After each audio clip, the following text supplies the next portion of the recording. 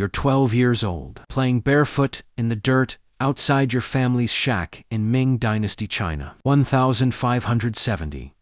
The air smells of dust and wood smoke. Your world is small. Then a black lacquered carriage pulls up, polished like midnight. A man in silk robes steps out. His face is carved from stone. His eyes sharp the way a butcher studies cuts of meat. He is here for you. He does not ask. He inspects. Teeth, skin, feet. You are livestock on market day. He tosses your father a sack of silver. Your mother cries, the sound raw and animal. But it changes nothing. You are taken, not as a bride, not as a servant, as a concubine. The carriage rattles away. Your home shrinks behind you until it's only dust and memory. You are 12, barely old enough to braid your own hair, and you are now cargo, headed for the forbidden city. The journey stinks of sweat, horse, fear. Your stomach churns, not from hunger, but from the stories you've heard. Girls like you don't return. The towering red gate looms ahead, lacquered and enormous. Eunuchs, with cold eyes, herd you forward. Clothing is stripped away. You stand shivering, while hands poke and measure. One girl is rejected for a crooked nose. Another is chosen because her feet are small enough to bind. They will break your bones, so your feet curl into lotus shapes. Beautiful, they say. Pain is beauty, they say. But the truth is, they want you small, delicate, crippled into obedience. The binding begins. The pain is a white-hot sun inside your bones. You scream until your throat burns. No one cares. You pass inspection. You live. That is the prize. You are placed into the harem, a maze of silkscreens, gold lanterns, and whispered threats. Older concubines watch you the way wolves watch rabbits. They are not your sisters. They are your rivals. Your first task: serve tea to a senior consort. Your hands shake. She slaps you for being slow. Your cheek stings. You do not cry. Crying is weakness. Weakness is death. The rules are simple. Bow, charm, survive. Slip once, and you're not fired.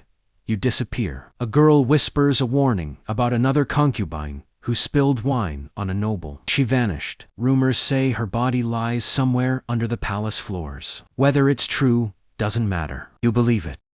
A year passes. You are 13 now. The Forbidden City has become its own world, one made of red walls, gold roofs, and long shadows. Your days begin before sunrise and end, long after the moon hangs over the palace tiles. You learn to move quietly, to speak gently, to hide every fear before it reaches your face. The elders teach you how to walk with small steps, despite the lingering ache in your bound feet. Pain becomes a companion you no longer question. Each morning, you help clean and prepare rooms for senior consorts. They expect grace. They expect silence. If tea is poured too slowly, a bamboo rod cracks across your knuckles. If you spill even a drop, you are locked away without food. No one calls it punishment. They call it correction. You learn as glass. Still, not everyone is unkind. One older concubine, named May, offers quiet advice as you both fold silk garments in the laundry courtyard. Trust carefully, she murmurs, but do not trust no one at all. You listen. You must. One day your chance arrives. A senior consort selects you to assist at a palace banquet. Attendants dress you in silk,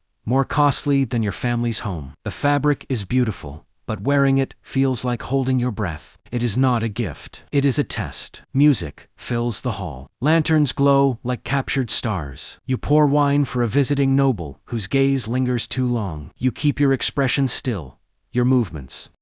You breathe slowly, steadying yourself, not hoping, not fearing, only preparing. The night is beginning. The night the emperor chooses you is quiet, almost dreamlike. Soft lantern light flickers against silk screens, and the air smells of jasmine. You walk with small, careful steps, guided into his presence. You kneel, your head lowered, your breathing steady, even as your heart trembles. His voice is gentle, but layered with the weight of someone accustomed to being obeyed. You answer softly, each word chosen with care. You survive the night. In the palace, surviving is everything. Weeks turn into months. You learn the rhythm of life in the emperor's inner court, where every smile is calculated, Every conversation has a purpose, and every small victory touches off invisible ripples. You do not rise quickly, but neither do you fall. You become known for your quiet composure, for your ability to listen, for your steadiness. At 15,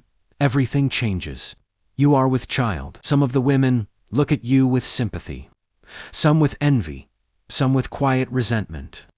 A child can raise your rank, especially if the emperor acknowledges him. But it can also attract dangerous attention. You learn to walk the halls, knowing eyes follow you, measuring you. The girl with the jade hairpin, now elevated to a higher rank, begins to spread rumors again. This time, the whispers are heavier. That you have poisoned her tea. You did not. You are fortunate. A servant steps forward, quietly confirming that you poured the tea cleanly. The accusation falls apart. The jade hairpin consort is not punished, but her attempt leaves a shadow. You walk away unbroken, though your heart feels the echo of fear. Your son is born beneath lantern light. On a quiet evening, he is small, warm, and fragile. In the moment you first hold him, feels like a waking dream. You whisper his name against his hair. For a moment, the palace does not exist. There is only you and this child. But reality returns quickly. A child in the harem is not only joy, he is also responsibility. He is also a target. You watch over him carefully. You learn to sleep lightly, waking at the smallest sound. You learn to read intentions behind quiet expressions. The emperor smiles when he sees the child, and you rise in status, though only slightly. Enough to have a place, not enough to be safe. You continue to move quietly. The older concubine, May, stays by your side when she can, offering soft guidance in passing moments. Trust, she reminds you, is something you give slowly, and only to those who show they can carry it gently. Your days settle into a careful balance, protecting your child, tending to palace duties,